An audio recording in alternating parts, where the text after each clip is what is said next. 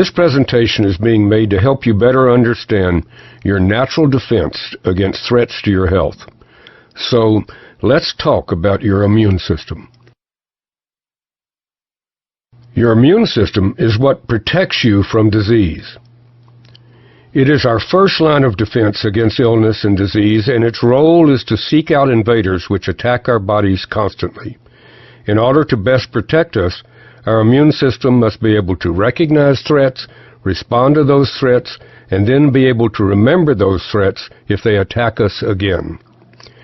We want our immune system to be intelligent, strong, and balanced. So let's walk through the way our immune system works. And since it's common, let's use the chickenpox virus as an example. Little Johnny is a happy child, but someone at the daycare center who has chickenpox sneezes, and in a few days, little Johnny begins to break out in red bumps which change to blisters, and Johnny has chickenpox. Johnny's immune system had never seen the chickenpox virus before and didn't know what was making him feel so bad. After several days, Johnny's immune system identifies the chickenpox virus and starts producing fighters which defeat the chickenpox virus. But for several days, Johnny was really sick with chickenpox before he became well. Once the immune system has recognized and defeated an invader, it has the ability to store the identity of the invader by creating something called a memory cell. That's the reason people who had chickenpox only had it once. A memory cell is like a wanted poster.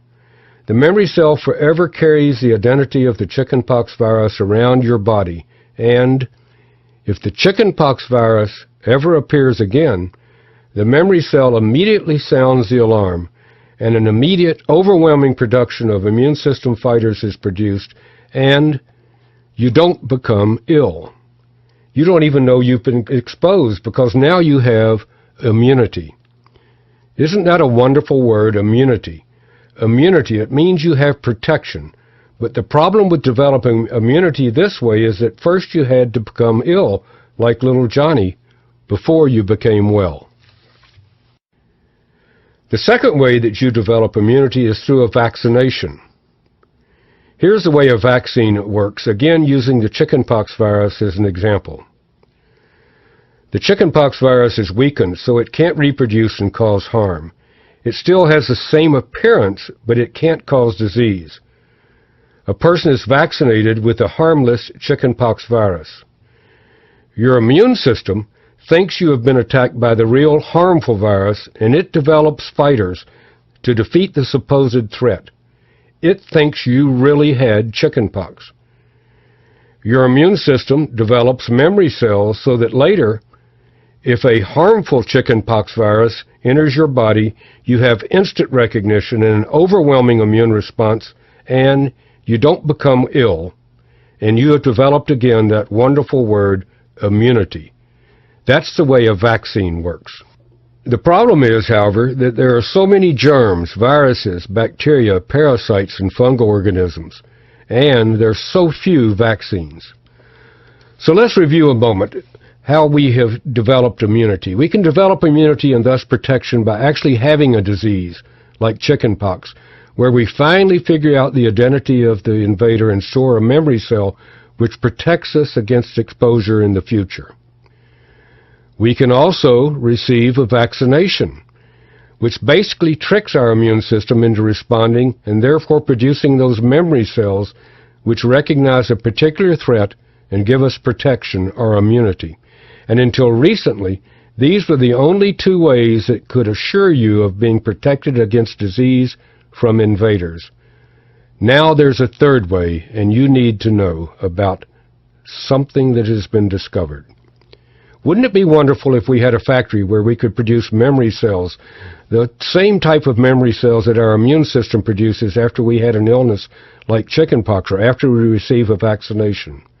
Wouldn't it be wonderful if we could have machines in that factory which made memory cells which we could consume in order to educate and strengthen our immune systems? Well, we do have such a factory, multiple factories, and they are farms, and the machines in those factories are Bessie the cow and Henrietta the hen. and you need to know how we can utilize them to help protect us. Because cows and chickens come into contact with exactly the same threats that we do, the same germs, and they have exactly the same type of response to those threats that we do. They are exposed and figure out how to fight the threat, and they produce an immune response just like we do. And again, just like us, they store the memory of those threats in specific memory cells just as we do. Cows transfer their memory cells to their newborn when it nurses through a special first milk called colostrum, just as humans do. Chickens do the same thing. They pack their memory cells in the yolk of the egg so that the newborn chick will have the immune system, education, and strength that the mother hen has when it hatches. Those memory cells that cows and chickens produce have the same function as the memory cells that we humans produce. They allow instant recognition of threats and immediate response to those threats. And those memory cells are called transfer factors. Memory cells are called transfer factors. Those wanted posters, those memory cells are called transfer factors. And we've learned how to take those memory cells, those transfer factors, from colostrum and egg yolks, and through a special filtration process, put them in a capsule so that we can consume them on a daily basis. We can consume recognition cells, transfer factors, so that we can educate and strengthen our immune system, that system which protects us. So now we don't have to go through the learning process each time we're exposed. Our immune system has strength. It has knowledge. It has the ability to respond because of transfer factors.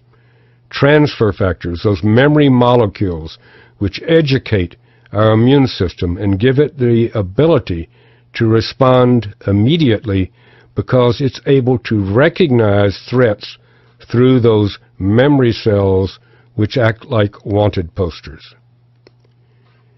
Now, if we're exposed to a disease threat, those memory cells give us the ability to respond immediately, overwhelmingly, and we don't have to become ill like little Johnny. And we can receive the same protection as if though we'd received a vaccination by producing transfer factors. Transfer factors, those memory cells that give us the ability to respond immediately to disease threats and to have a healthy and